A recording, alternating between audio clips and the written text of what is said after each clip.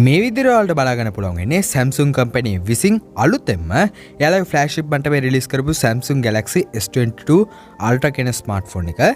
ඉතින් අද අපි මෙන්න මේ වීඩියෝ එකේ ශ්‍රී ලංකාවේ පළවෙනි වතාවට එම නැත්නම් සිංහලෙන් ඔයාලට මෙන්න මේ වීඩියෝ එක තමයි මේ ස්මාර්ට්ෆෝන් එකේ unboxing වීඩියෝ එක විදිහට බලා ගන්න පුළුවන් වෙන්නේ. ඉතින් ඔයාලට මෙන්න මේ වගේ දිගින් දිගටම වීඩියෝස් බලා ගන්න ඕන නම් මතක තව අපේ channel subscribe කරලා එහා පැත්තෙන් දෙන bell notification එකත් enable කරගන්න. එහෙනම් එමු වීඩියෝ එකට. ඉතින් මුලින්ම මේ ස්මාර්ට්ෆෝන් එකේ බොක්ස් එක අපිට මෙන්න මේ විදිහට දැන් බලා ගන්න පුළුවන් වෙන්නේ. කළු පාට බොක්ස් එකේ ඉස්සරහින් S අකුරේ ගාලා ලොකුවට සඳහන් කරලා තියෙනවා. ඒකත් එක්කම වම් පැත්තේ Samsung Galaxy S22 ULTRA කියන දේත් සඳහන් කරලා තියෙනවා. ඒ වගේම දකුණු පැත්තෙන් Samsung logo එකත් බලා ගන්න පුළුවන්. ඉතින් මේ පෙට්ටිය හරිය අපස්සේ අපිට මුලින්ම ස්මාර්ට්ෆෝන් එක ලබා දීලා තියෙනවා.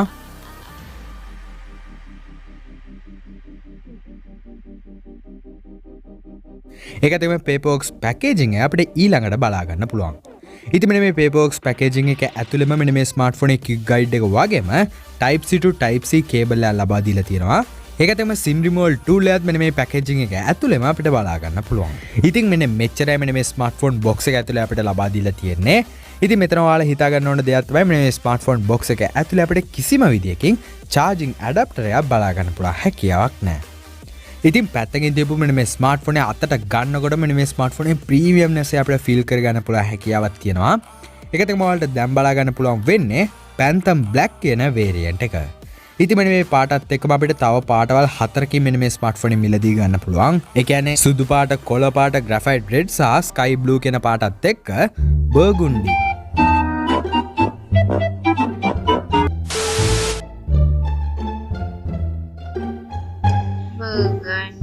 කියන පාටත් එක්ක අපිට වෙන මේ ස්මාර්ට්ෆෝන් එක මිලදී ගන්න පුළුවන් හැකියාවක් තියෙනවා.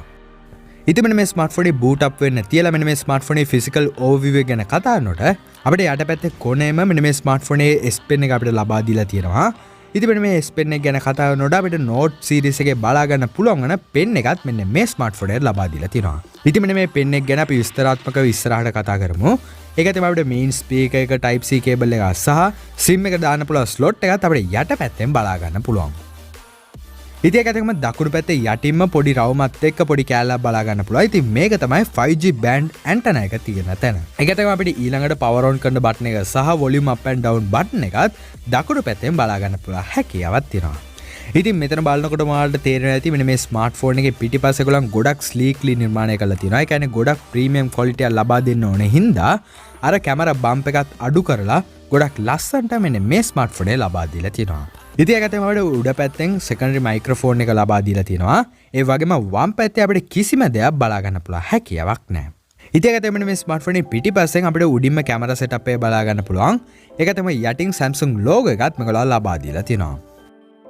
ඒකත් එක්කම මේ ස්මාර්ට්ෆෝන් එක අපිට ග්‍රෑම් 228කට ආසන්න බරකින් තමයි බලා ගන්න පුළුවන් වෙන්නේ. ඒකත් එක්කම මිලිමීටර් 8.9ක thickness එකකින් මෙන්න මේ ස්මාර්ට්ෆෝන් එක අපිට බලා ගන්න පුළුවන්.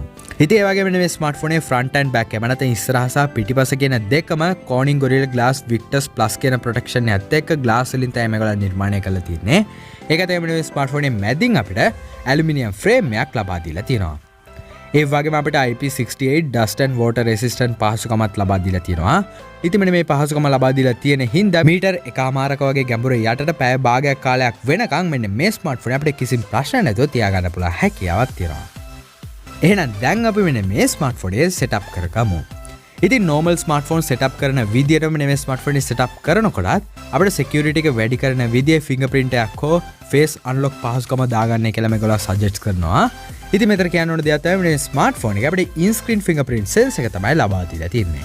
ඉතින් මේකත් අපිට normal smartphones වල බලා ගන්න පුළුවන් වෙන විදිහේ scan වෙනවා බලා ගන්න පුළුවන්. ඉතින් මෙන්න මේ වගේ scan වෙනකොටත් අපිට ගොඩක් ඉක්මනට සහ මෙන්න මේ ස්මාර්ට්ෆෝන් එකේ අපේ ඇඟිලි සලකුණු ගොඩක් accurately save කරගන්න විදියත් ඔයාලට බලා ගන්න පුළුවන්.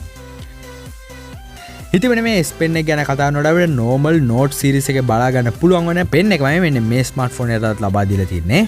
ඉතින් මේ pen එක අපි එළියට ගත්තාන් පස්සේ මෙන්න මේ pen එක හරහා කරගන්න පුළුවන් දේවල් මෙන්න මේගොල්ලෝ feature කරලා ලබා දීලා තියෙනවා.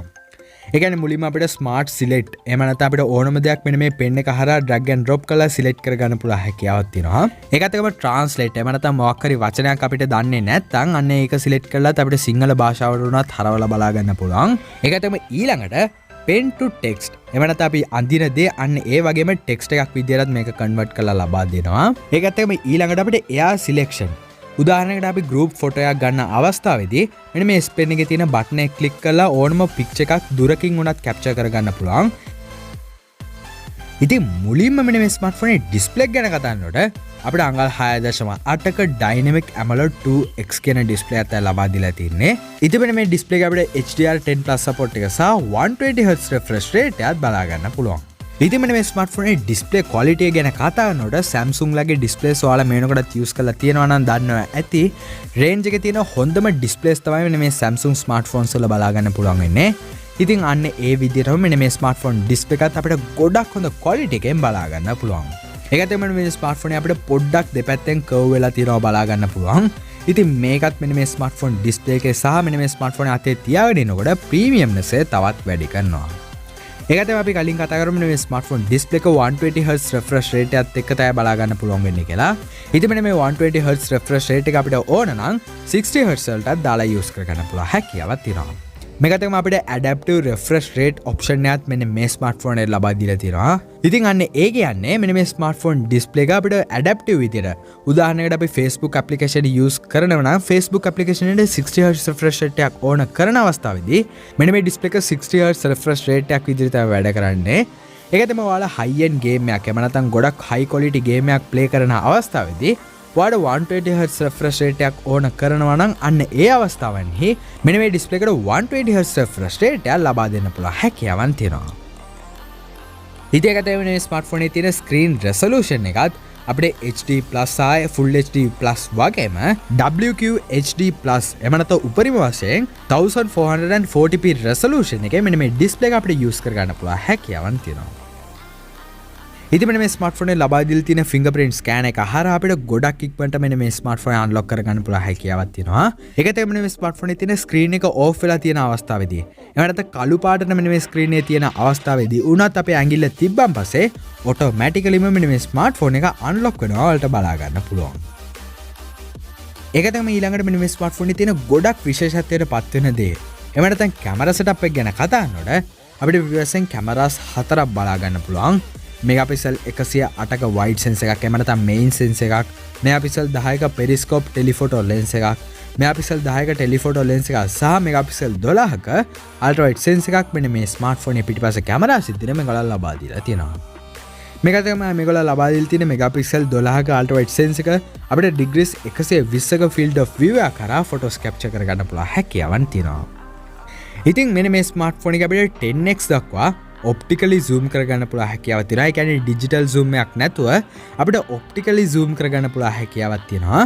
ඉතින් මෙන්න මේ 10x පහු කරගෙන යන අවස්ථාවේදී තමයි අපිට digital zoom එකක් විදියට මෙන්න මේ ස්මාර්ට්ෆෝන් එකේ කැමරාව අපිට බලා ගන්න පුළුවන් වෙන්නේ. ඒක තමයි අපිට කලින් ජෙනරේෂන් එකේ බලා ගන්න පුළුවන් වෙන. ඒ කියන්නේ S21 series එකෙත් අපිට 100x zoom එක ලබා දීලා තිබුණා. ඉතින් අන්න ඒ feature එකත් මෙන්න මේ ස්මාර්ට්ෆෝන් එකටත් අන්න ඒ විදියටම ලබා දීලා තියෙනවා. ඉතින් ඒකත් එක්ක මේ ස්මාර්ට්ෆෝන් එකේ more කියන section එකට ගියාන් පස්සේ අපිට pro mode එකකුත් මේවලා ලබා දීලා තියෙනවා. ඉතින් ඔයාලා කැමරාස් ගැන වැඩිපුර දන්න කෙනෙක් නම් මෙන්න මේ iOS settings එහෙම නැත්නම් shutter speed වගේ ඕනම දෙයක් අපිට ඕන විදියට වෙන් කරලා use කරගන්න පුළුවන් හැකියාවක් තියෙනවා. ඒකත් එක්ක මේ ස්මාර්ට්ෆෝන් එකේ පිටිපස්ස කැමරාස් හරහා අපිට maximum 8K videos shoot කරගන්න පුළුවන් හැකියාවක් තියෙනවා. ඉතින් මෙන්න මේ ස්මාර්ට්ෆෝන් එකේ කැමරා setup එක එහෙම නැත්නම් මෙන්න මේ ස්මාර්ට්ෆෝන් එකේ full overview එකක් ඔයාලට දැනගන්න ඕන නම් මතකයි තව අපේ channel subscribe කරලා තියාගන්න. මොකද මෙන්න මේ ස්මාර්ට්ෆෝන් එක කාලයක් use කරනකොට මොන වගේ දේවල්ද බලා ගන්න පුළුවන් වෙන්නේ. මෙන්න මේ ස්මාර්ට්ෆෝන් එකේ කැමරා quality වගේ හැම දෙයක්ම ඔයාලට අන්න ඒ වීඩියෝ එකේ බලා ගන්න පුළුවන්.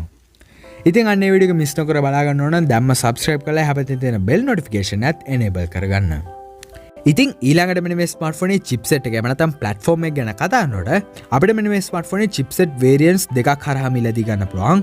ඒ කියන්නේ European countries වල Exynos 2200 කියන chipset එක සහ ඉන්දියාව චීනය වගේ රටවල් වල Qualcomm Snapdragon 8 Gen 1 කියන chipset එක බලා ගන්න පුළුවන් වෙන්නේ. ඉතින් ගොඩක් දුරට ශ්‍රී ලංකාවේ ඇතුළත් Qualcomm ලගේ 8 Gen 1 කියන chipset එක බලා ගන්න පුළුවන් වෙන්නේ. ඒකත් එක්ක මේ ස්මාර්ට්ෆෝන් Android 12 එක යටතේ සහ One UI 4.1 කියන OS එක යටතේ බලා ගන්න පුළුවන්. ඉතින් ඊළඟට මේ ස්මාර්ට්ෆෝන් එක අපිට මිලියම්පියර් 5000ක බැටරියක් ලබා දීලා තියෙනවා. ඒකත් එක්ක මේ බැටරිය charge කරන්න 45 watt fast charging support එකත් මේගොල්ලෝ ලබා දීලා තියෙනවා. ඉතින් අපි කලින් කියපු විදිහට මේ ස්මාර්ට්ෆෝන් එකේ 45 watt fast charging support එක support කරාට අපිට කිසිම විදිහකින් charging adapter එකක් මේකවල ලබා දීලා නැහැ. ඉතින් මම දකින විදිහට මෙන්න මේ ස්මාර්ට්ෆෝන් එකේ තියෙන එක disadvantage එක තමයි මෙන්න මේක. ඉතින් අන්තිමට මෙන්න මේ ස්මාර්ට්ෆෝන් එක රිලීස් වුණ ප්‍රයිස් රේන්ජ් එක ගැන කතා කරනකොට අපිට $1200කට ආසන්න මුදලකට තමයි මෙන්න මේ ස්මාර්ට්ෆෝන් එක රිලීස් කරේ. ඉතින් අන්න ඒ මිලම ශ්‍රී ලංකාවේ මුදලට කන්වර්ට් කරලා බලනකොට ආසන්න වශයෙන් 2,43,000කට ආසන්න මුදලක් තමයි බලා ගන්න පුළුවන් වෙන්නේ. ඉතින් මෙන්න මේ මුදලට ඔයාලට හිතෙන විදිහට මෙන්න මේ ස්මාර්ට්ෆෝන් එක වටිනවද නැද්ද කියලා පල්ලා කමෙන්ට් සෙක්ෂන් එකේ කමෙන්ට් එකක් දාන්න. ඒකට මෙන්න මේ ප්‍රයිස් රේන්ජ් එක ඇවිල්ලා කිසිම විදිහකින් ශ්‍රී ලංකන් ටැක්ස් එකක් වදින්නේ නැති ප්‍රයිස් රේන්ජ් එකක්. ඉතින් ටැක්ස් ඔක්කොම වැදිලා තව ගාණක් වැඩි වෙන්න පුළුවන් හැකියාවක් තියෙනවා. කොහොමනවත් අපි බලමු මෙන්න මේ ස්මාර්ට්ෆෝන් ශ්‍රී ලංකාවට එනකොට මොන වගේ ප්‍රයිස් රේන්ජ් එකකටද රිලීස් වෙන්නේ කියලා. එහෙනම් ගොඩක් ස්තුතියි මේ වීඩියෝ වලට. වීඩියෝ ලයික් කරන්න, ෂෙයා කරන්න පුළුවන් අපිට channel subscribe කරන්න. ඒක තමයි ඉස්සරහටත් මෙන්න මේ වගේ වීඩියෝස් මිස් නොකර බලා ගන්න ඕන නම් දැන් අපේ channel subscribe කරලා හැබැයි දෙන bell notification එකත් enable කරගන්න. එහෙනම් අමු තවත් interesting වීඩියෝ එකකින්